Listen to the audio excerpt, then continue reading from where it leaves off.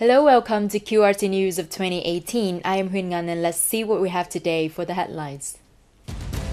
Quang hosts the 2018 Appreciation Ceremony with the participation of diplomatic representative agencies, international organizations, non-governmental organizations, and foreign enterprises in Quang Province. Provincial Public Administrative Center made a revision after 1 year of operation. There were over 51,000 requests to be received and solved. Tam Kỳ farmers are preparing for dead flower season with many kinds of high-class flowers.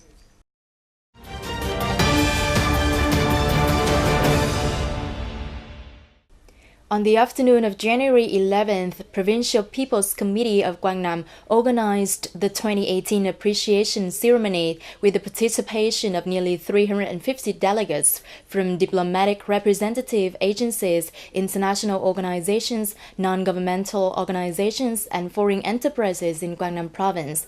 Chairman Đinh Văn Thu attended and gave the speech. In 2017, Quang Province has achieved good results in the diplomatic relations through successfully organizing important events such as the Investment Promotions Conference into Quang at national level, the 2017 Quang Heritage Festival, Hoi An Japan Cultural Exchange, Quang Saigon Summit, as well as the activities in the framework of APEC Vietnam 2017 and the Korean Days in Quang.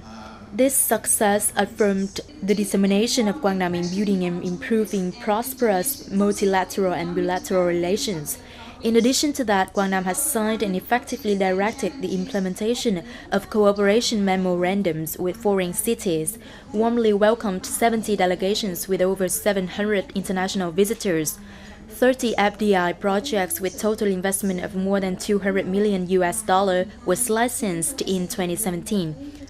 Over 240 programs and non-governmental projects with total sponsors of more than $20 million were also carried out by the province in coordination with different NGOs.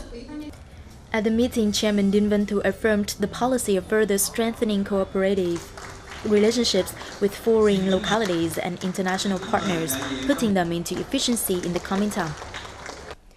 Earlier in the morning, the Provincial Public Administrative and Investment Promotion Center held a meeting to evaluate the performance after 1 working year under the chair of Vice Chairman Lê Trí Thành.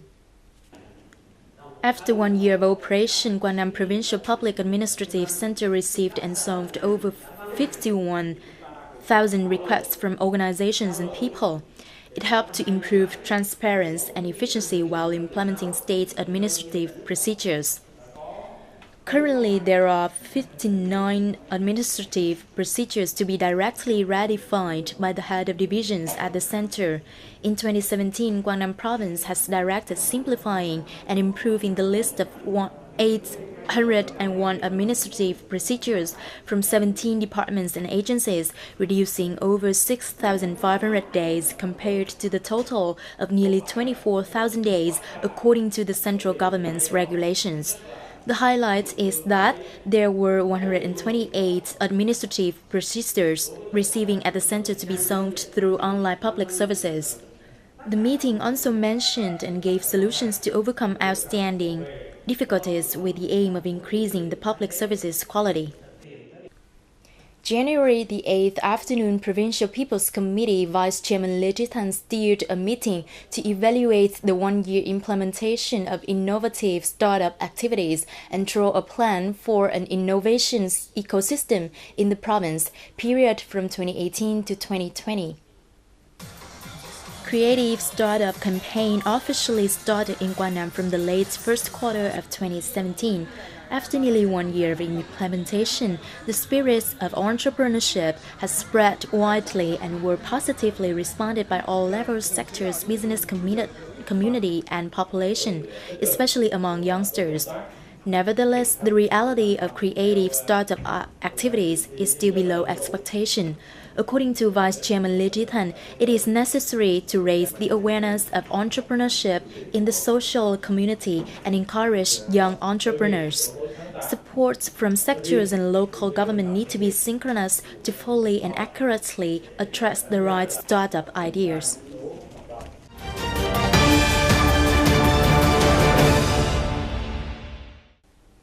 Lunar New Year is coming soon. The government of Quang Province is focusing on repairing roads damaged by storms during 2017 to timely transport food and essential commodities to the mountainous people on the occasion of traditional Tet.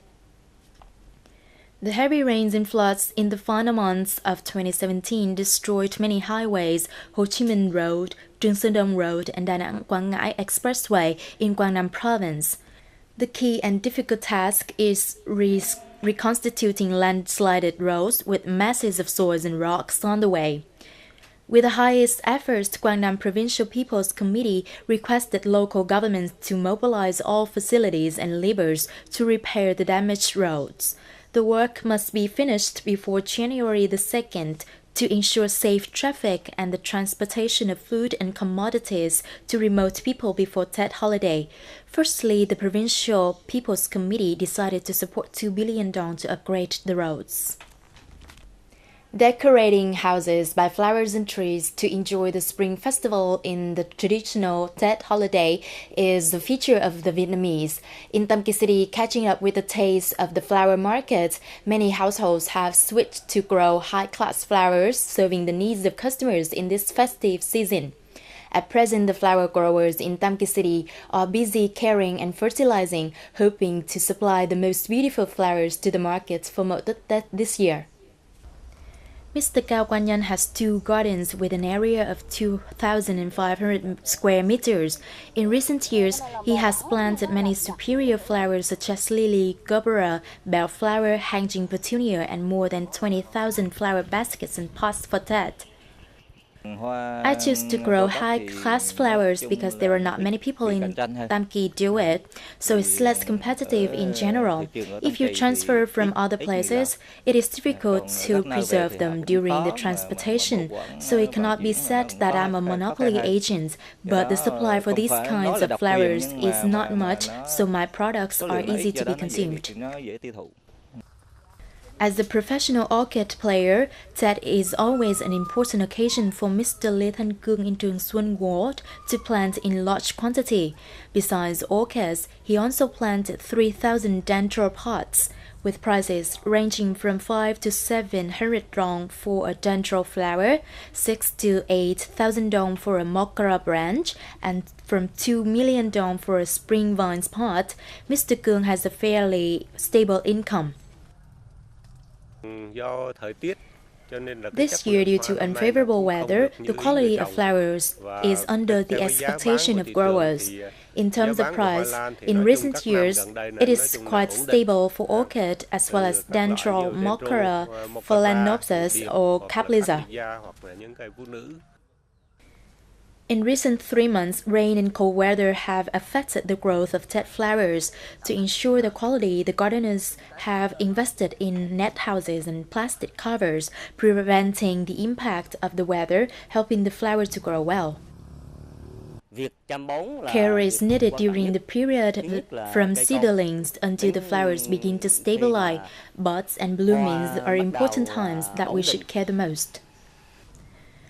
Tet is an occasion for family reunion throughout the country, and fresh flowers cannot be missing in this cozy ambience, signaling a lucky and prosperous year.